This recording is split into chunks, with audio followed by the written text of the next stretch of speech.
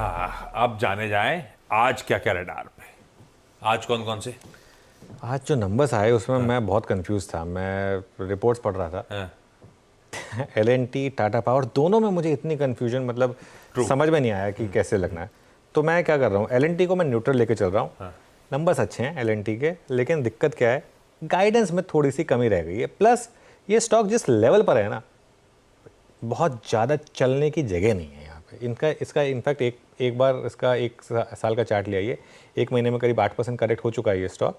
लेकिन अगर आप एक साल का चार्ट देखेंगे तो करीब करीब 47-48% की रैली आ चुकी है लास्ट एंड ट्यूब्रो में। ठीक है, अब हो सकता है इस नंबर पर एक गैप अप मिल जाए, क्योंकि लेकिन जो मार्जिन की गाइडेंस है ना इनकी, वो ख़राब है 8.25% की।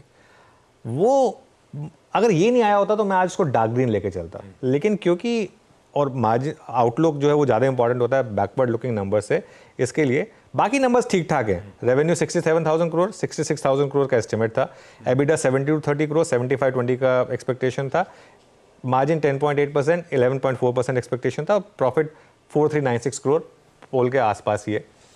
इसको रेड भी नहीं ले सकते क्योंकि पिछले एक महीने में जैसा दिखाया था हमने 8% ये स्टॉक करेक्ट हो चुका है, तो इसके लिए थोड़ा सा असमंजस है। न्यूट्रल इसको मैं लेके चल रहा हूँ, बाकी स्क्रीन देखकर डिसाइड करेंगे कि मार्केट ने क्या वर्डिक्ट दिया है। टाटा पावर को मैं रेड लेके चल रहा हूँ। टाटा पावर को मैं रेड लेके इसलिए चल रहा हूँ क्योंकि टाटा पावर के नंबर्स इतने इंस्पायरिंग नहीं है जिस तरीके से ये स्टॉक चलता है। जिस तरीके से पिछले 6 महीने में स्टॉक की री रेटिंग हुई है, अब बहुत लोग कहेंगे कि ये री रेटिंग जो हुई है ये लॉन्ग टर्म के हिसाब से हुई है। बहुत लोगों को लगता है कि रिन्यूएबल्स का जो उनका पोर्टफोलियो है उसके हिसाब से, बिल्कुल वो बात मैं मान रहा हूँ, लेकिन फिर भी 6 महीने में एक स्टॉक जो 75% चल चुका है वो ऐसे नंबर नहीं ला सकता। ठीक है, और CLSA ने 297 का प्राइस टारगेट लिया जो मुझे लग रहा है बहुत ज़्यादा एग्रेसिव है, इतना भी नहीं होना चाहिए था। लेकिन एक तो नंबर ठीक ठाक नहीं है, प्लस स्टॉक महंगा है, 35 टाइम्स ट्रेड करता है, तो इसके लिए मैं टाटा पावर को रेड लेकर चल रहा हूँ। TVS, बहुत लोगों ने बहुत कुछ लिखा है, लेकिन मैं TVS पर फोकस कर रहा हूँ सिर्फ नंबर्स पर और सिर्फ मार्जिन पर। फिर इन्होंने मार्जिन बढ़ा दिए। इसके TVS की पूरी स्टोरी जो है ना वो मार्जिन री रेटिंग की है, कि मार्जिन अगर वो इस तरीके से बढ़ाते रहे, क्योंकि ये एक ऐसी कंपनी है जहाँ पर 1% मार्जिन इंक्रीज से प्रॉफिट पे सीधा 20-25% का इम्पैक्ट आता है। उस तरीके का इनका इम्पैक्ट है। इसके लिए फिर से 11% से ज़्यादा का मार्जिन। मुझे याद है एक टाइम था बहुत लोग बोलते थे कि डबल डिजिट में मार्जिन कब ला पाएंगे, अब वो सेटल हो गए डबल डिजिट में 11% पर। मुनाफा भी इनका थोड़ा एस्टिमेट से कम है, लेकिन मार्जिन ठीक ठाक है, तो इसके लिए मैं इसको ग्रीन में लेके चल रहा हूँ। और एक रीज़न इसको ग्रीन में लेके चलने का, मैं हमेशा एक चीज़ बोलता हूँ, जो स्टॉक्स मोमेंटम में होते हैं ना उनके अगेंस्ट बेट मत करिए। TVS एक मोमेंटम में है इस समय स्टॉक, इसके लिए इसके अगेंस्ट बेट करके कोई फायदा नहीं है। हाँ, देखते हैं आज स्क्रीन पर कैसे रिएक्ट करता है।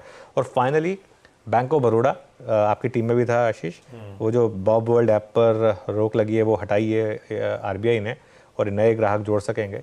ये स्टॉक थोड़ा सा कल भी करंट दिखा रहा था, कल नंबर भी हैं इसके बैंक ऑफ बड़ौदा के। आई थिंक जिस तरीके से कॉर्पोरेट बैंक्स का परफॉर्मेंस रहा है, आज मार्केट थोड़ा मतलब थोड़ा सा ये प्रीएम्प्ट करने की कोशिश करेगा कि नंबर्स कैसे रह सकते हैं बैंक ऑफ बड़ौदा के, तो इसके लिए इसको भी मैं ग्रीन में लेके चल रहा हूँ।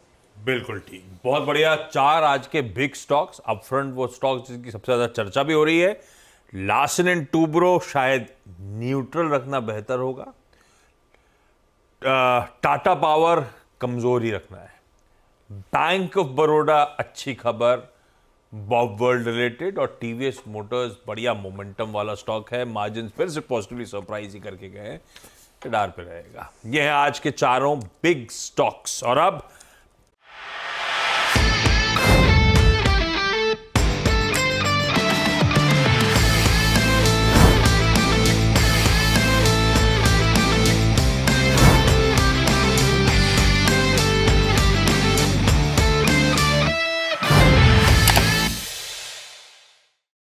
बता दें कि मनी कंट्रोल पर दिए गए विचार एक्सपर्ट्स के अपने निजी विचार होते हैं। वेबसाइट या मैनेजमेंट इसके लिए उत्तरदायी नहीं है। यूजर्स को मनी कंट्रोल की सलाह है कि कोई भी निवेश निर्णय लेने से पहले सर्टिफाइड एक्सपर्ट की सलाह लें।